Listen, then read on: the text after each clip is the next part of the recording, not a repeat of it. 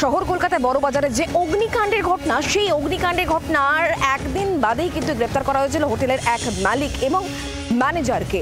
এবং এই ঘটনায় সময় যত গড়াচ্ছে ততই লক্ষ্য করা যাচ্ছে একের পর এক বেনিয়ম অনিয়ম হয়েছে। একাধিক প্রশ্ন ইতিমধ্যে উঠতে শুরু করেছে। এদিকে সুজিত বসু দমকল মন্ত্রী তিনি জানিয়েছেন এই ঘটনার সঙ্গে যারা জড়িত, যারা আইন বিরুদ্ধ কাজ করেছেন, আইন মানেননি, তাদের বিরুদ্ধে কড়া ব্যবস্থা নেওয়া হয়। কড়া ব্যবস্থার হুঁশিয়ারি দিয়েছেন মুখ্যমন্ত্রীও।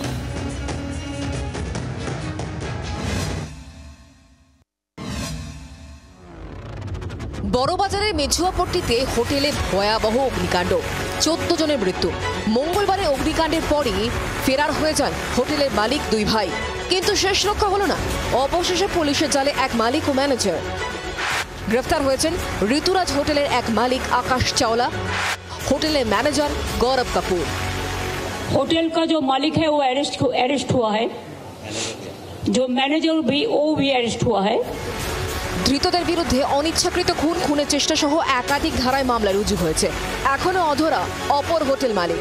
সিট গঠন করে তদন্ত শুরু হয়েছিল। এবার ধৃতদের জিজ্ঞাসাবাদে আরও তথ্য পেতে চাইছেন তদন্তকারীরা। এই দুই গ্রেফতারির পরে পুলিশ এদেরকে জিজ্ঞাসাবাদ করে এই ঘটনায় নেপথ্যে ঠিক কোন ধরনের ফাউল প্লে রয়েছে তা খতিয়ে দেখবে, এমনটাই পুলিশ সূত্রে খবর।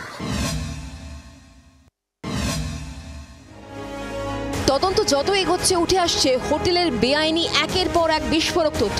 হোটেলের একটি অংশে ডান্স বার তৈরি হচ্ছিল, সেটা আগেই জানা গিয়েছিল। সেই বেনিয়ম এবং চূড়ান্ত গাফিলতির জেরেই যে গোটা হোটেল যৌতুকগৃহে পরিণত হয়েছিল তার আরও জোরালো প্রমাণ মিলল বৃহস্পতিবার। পুলিশ সূত্রে খবর, নির্মাণের জায়গায় প্রচুর পরিমাণে রঙের স্প্রে মজুদ ছিল। রং করার জন্য অত্যন্ত দাহ্য রাসায়নিক মজুদ ছিল। চলছিল পাথর কাটার কাজ, রাখা ছিল প্লাইউড।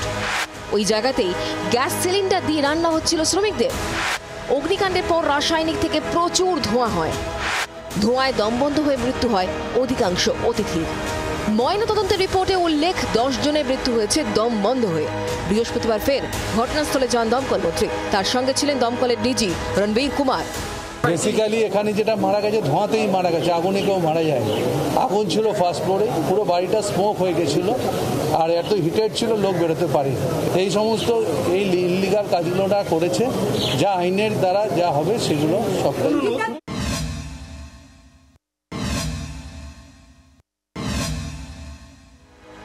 কিন্তু শহরবাসীর একাংশের অভিযোগ, অধিকাংশ ক্ষেত্রেই নানা বেনিয়ম অনিয়ম ধরা পড়ে অগ্নিকাণ্ডের পর। কড়া দাওয়াই শাস্তির কথা শোনা যায়, কিন্তু আগুনের আঁচ থিতিয়ে গেলেই যথাপূর্বক তথাপরম। বারবার প্রশ্ন ওঠে, কেন নিয়মিত নজরদারি চালানো হয় না? কেন দমকল আইন ভাঙা বা বেআইনি নির্মাণে কড়া ব্যবস্থা নেওয়া হয় না? যদিও দমকল মন্ত্রীর জবাব, সবই চলে। আমরা বহু মিটিং করেছি, কর্পোরেটকে নিয়ে মিটিং করেছি, অনেকগুলো ক্ষেত্রে আমরা নির্দেশও দিয়েছি, কিন্তু অনেক সময় অনেকে এগুলোকে মানছে না। তা আমরা ঠিকই করেছি, যারা মানবে না তাদের এগেনস্টে আইনের যা ব্যবস্থা আছে সেগুলো নেওয়া হবে, আর আমরা দরকার হলে কিছু জায়গায় বন্ধও করে দেবো। দীঘা থেকে ফিরেই বড়বাজারে ঘটনাস্থলে যান মুখ্যমন্ত্রী মমতা বন্দ্যোপাধ্যায়। দমকল বিধি ও অন্যান্য নিয়ম কানুন মেনে না চললে কড়া দাওয়াইয়ের বার্তা মুখ্যমন্ত্রী। मैं कलकत्ता कॉर्पोरेशन को भी इंस्ट्रक्शन दिया, इंटरनली वो भी अभी इन्वेस्टिगेट करेगा। ऐसा कोई बिल्डिंग को परमिशन देना तो नहीं है, जो दिया है उसको खिलाफ में कामयाब करना है। অগ্নিকাণ্ডের পর ঘুম থেকে জেগে উঠেছে পুরসভাও। পুর কমিশনারের নেতৃত্বে তৈরি হয়েছে বিশেষ তদন্ত কমিটি।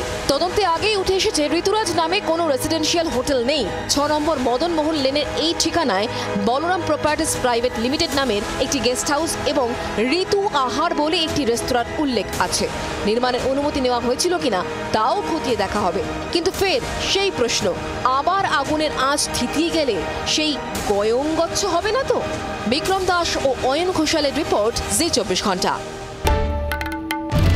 বাংলার আওয়াজ, বাঙালির আবেগ, জি 24 ঘন্টা।